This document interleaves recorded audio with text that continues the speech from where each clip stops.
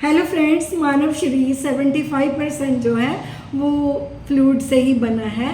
तो अगर फ्लूइड की कमी आ जाए तो ये हमारे लिए एक बहुत बड़ी समस्या हो जाती है, जिससे कि कई बार ज़्यादा कमी आने से इवन जान तक जा सकती है। अगर पूरी दुनिया में देखा जाए तो बच्चे जो हैं इस चीज़ का ज़्यादा शिकार होते हैं। नो डाउट बड़े भी होते हैं, लेकिन बच्चों को डिहाइड्रेशन ज़्यादा प्रभावित करती है और लगभग एक साल में 4 मिलियन बच्चे पूरे विश्व में मौत के मुंह में चले जाते हैं अगर इसका मैनेजमेंट नहीं किया जाए तो आज मैं आपको डिहाइड्रेशन के कॉजेज़, सिम्टम्स, कॉम्प्लिकेशंस और हमने सिंपल वे में इसको कैसे मैनेज करना है, आज सभी चीज़ों के बारे में मैं आपसे बात करूँगी। तो फ्रेंड्स, मैं इसके कारणों पे सबसे पहले आऊँगी। गर्मी और जो बरसात का मौसम होता है, इन दो मौसमों में अक्सर जो ह्यूमन बींग्स हैं इस प्रॉब्लम से ज़्यादा प्रभावित होते हैं, बच्चे भी और बड़े भी। क्योंकि गर्मी में हमारी बॉडी से ओवर स्वेटिंग होती है।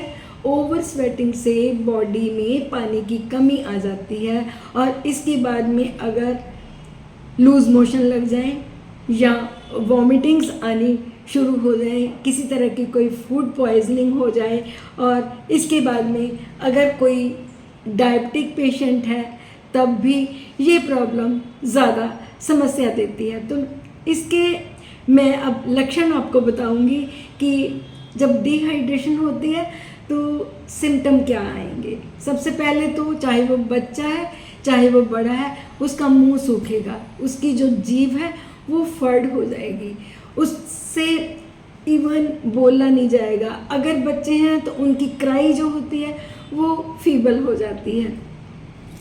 आइज़ जो है वो अंदर की तरफ धंस जाती हैं और बार बार मुंह सूखने से पानी पीने का मन करता है। जो स्किन है उसमें एक विशेष सिम्टम आता है, दैट इज़ स्किन टर्गर।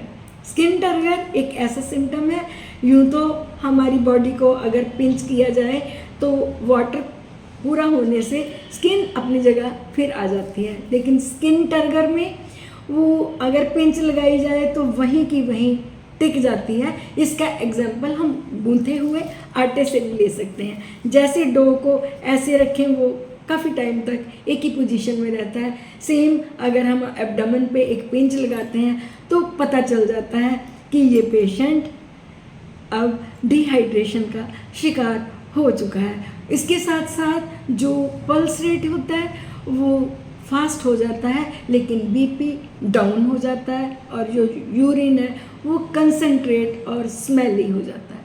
तो काइंडली अगर ऐसे सिम्टम्स हों, इवन अगर ये सिम्टम मॉडरेट से सीवियर हो जाएं तो पेशेंट की डेथ तक हो सकती है।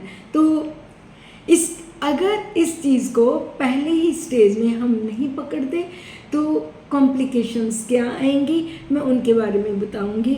इसमें किडनी फेलियर भी हो सकता है, ब्रेन की मेनिंजेस में इन्फ्लेमेशन भी हो सकती है, अटपटा सब बोलता है, यादाश्त में कमी आ जाती है और इसके साथ साथ जो इवन है अगर ज़्यादा ही हो जाए तो डेथ तक के चांसेस बन जाते हैं। तो फ्रेंड्स, हमने इसको सिंपल वे में कैसे मैनेज करना है।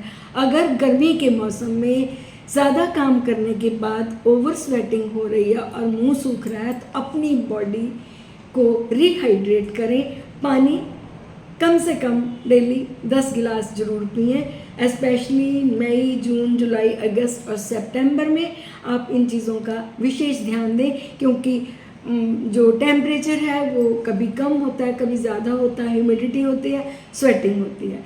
और अगर किसी को लूज मोशन या फिर उसके बाद में वॉमिटिंग्स आ रही हैं तो थोड़े थोड़े टाइम के बाद उसको पानी दें और एंटी एमेटिक और एंटी डायरियल साथ में उसको मेडिसिन भी देनी है।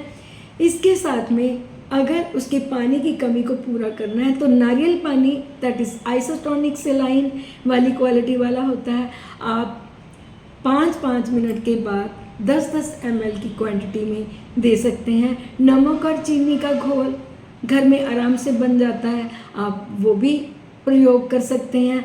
चावलों का मांड, उसमें नमक डाल के उसमें जो कार्ब्स हैं वो भी कंपनसेट हो जाएंगे, और जो सोडियम की जो हमें कमी आई है वो भी कंपनसेट हो जाएगी। इसके साथ में जो जूसेस हैं उनको डाइल्यूट करके दें, बिल्कुल कंसनट्रेटेड जूसेस नहीं देने हैं। इसके साथ में अगर आप थोड़ा बहुत खिचड़ी बिल्कुल पतली सी वो भी दे सकते हैं, ताकि ऐसे प्रोडक्ट्स दो जिससे कि पानी की कोई कमी ना आए। आजकल मार्केट में ORS की जो पैकिंग्स हैं वो मिल जाती हैं, आप बार बार उनका भी सेवन कर सकते हैं। अगर इन चीज़ों से भी उसके इलेक्ट्रोलाइट बैलेंस नहीं हो पा रहे तो इंस्टेंटली हमें लग रहा है कि कंडीशन वर्स्ट से वर्स्ट होती जा रही है, तो हॉस्पिटलाइजेशन करवाना बहुत ज़रूरी है और IV फ्लूइड्स को देना बहुत ज़रूरी हो जाता है। तो काइंडली अगर हम डिहाइड्रेशन को सीरियसली नहीं लेंगे तो जानलेवा भी ये हो सकती है। अपना ध्यान रखें, अपने बच्चों का ध्यान रखें और अपनी फैमिली, अपने फ्रेंड्स सभी का ध्यान रखें। तो काइंडली अगर आपको मेरा कंटेंट अच्छा लग रहा है तो काइंडली मुझे सब्सक्राइब ज़रूर करना। Thank you very much for watching my video.